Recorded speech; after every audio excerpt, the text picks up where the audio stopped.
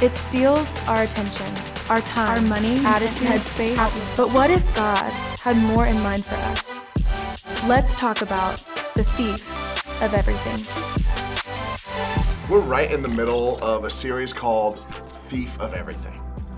It's the one thing all of us have the potential to get caught up in, and that thing is comparison. So let's think of Loki and Thor, for example. Loki, he's awesome.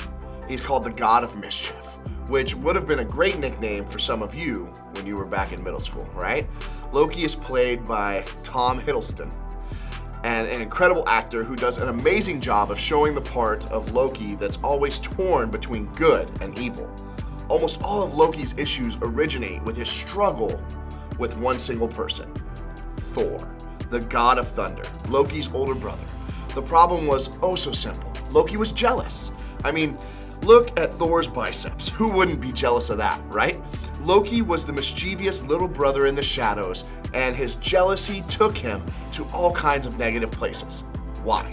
Because that's what jealousy knows how to do. When it comes to your heart, it's a silent killer of your heart.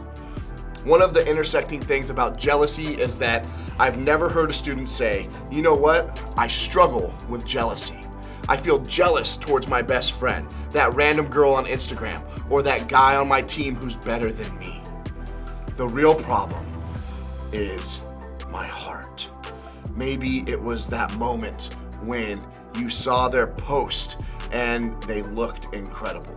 You realized they were outshining you on the field, on the court, on stage, in the classroom, with an instrument. The list can go on and on. You saw their new car. You hung out at their house with their seemingly perfect family. You found out they got accepted into a college that you really wanted to attend. But they have what you want, so you're not okay with them. Not even a little bit.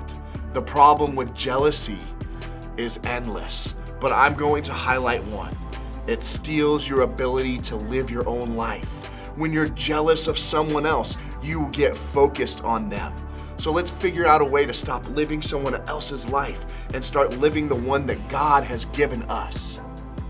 The authors of the Bible share a story after story of people whose lives are affected by jealousy.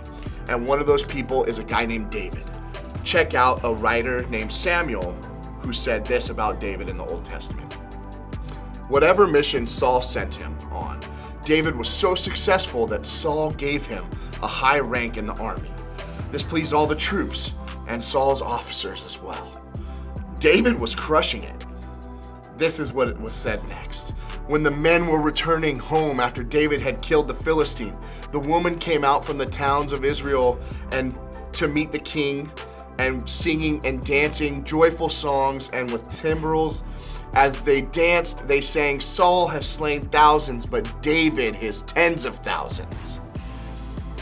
This is when the so happy to have David around days ended for Saul. Samuel writes that this made Saul angry.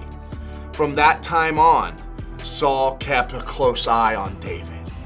Saul got consumed with someone else's life. He quit living. He lost perspective on all the great things that he already had.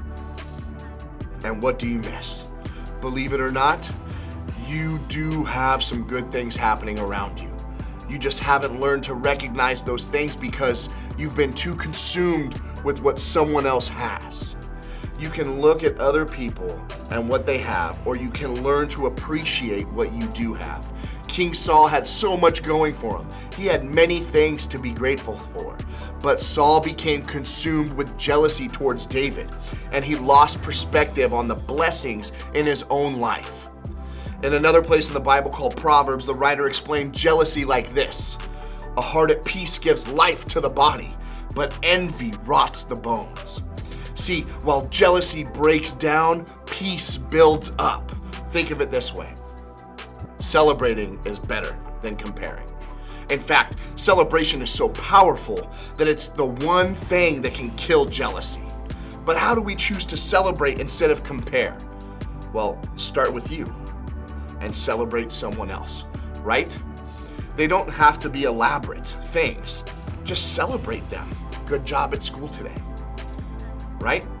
So right now I'm gonna do a little demonstration to show you with these 3 cups that represent places where you can start celebrating and being grateful. The first cup is you. You can think of things to celebrate or be grateful for in your own life.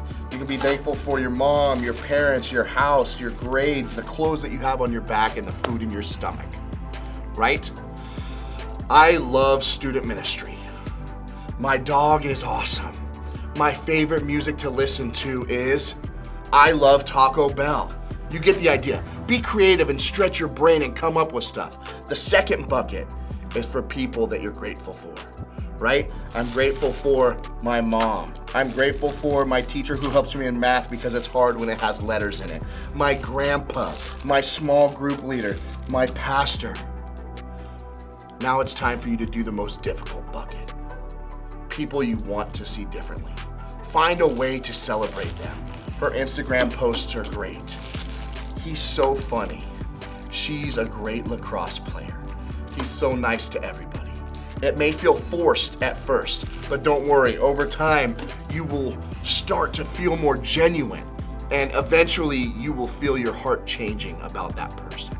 Imagine if Saul had celebrated David instead of being jealous.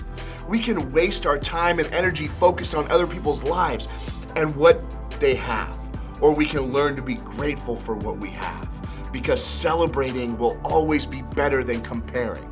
So as you head out into this week, I want you to think about opening up to people in your life, and I want you to answer this question.